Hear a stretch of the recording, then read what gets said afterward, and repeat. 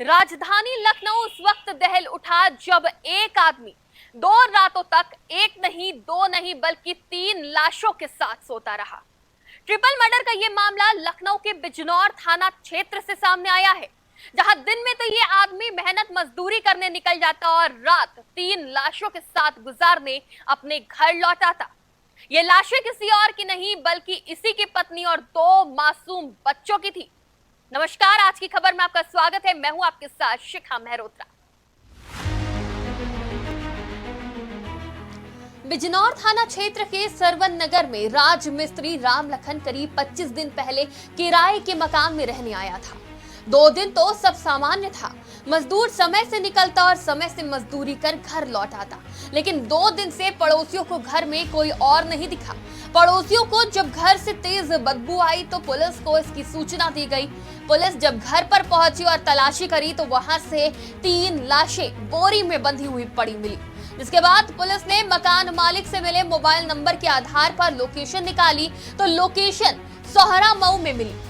इसके बाद पुलिस ने वहां से आरोपी को गिरफ्तार कर लिया। पूछताछ के दौरान आरोपी ने बताया कि उसने 28 तारीख को इस हत्याकांड को अंजाम दिया है।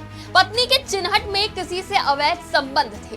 कई महीनों तक वो उसी के साथ रहकर वापस आई थी। इसी वजह से उसने पहले पत्नी की दुपट्टे से गला घोंचकर हत्या की, फिर अपने दोनों बच्चों को सोते समय हाथ से गला दबाकर मार डाला।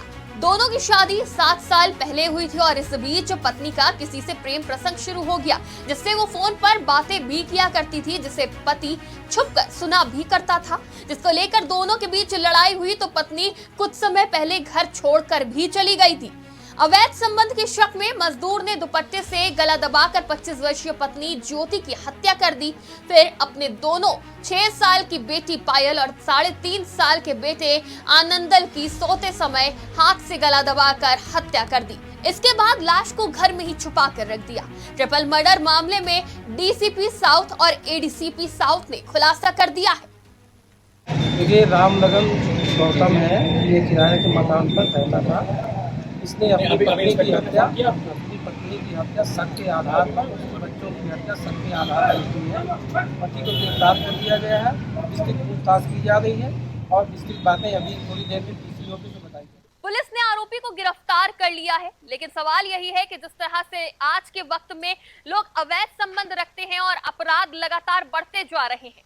वो कहते हैं ना कि जब रिश्तों का महत्व कम होता है और अवैध संबंधों की बारिश होती है तो ऐसे में अपराध का रास्ता साफ होता है और इंसानियत की हार होती है। फिलहाल के लिए इतना ही, मुझे दीजिए इजाजत। नमस्कार।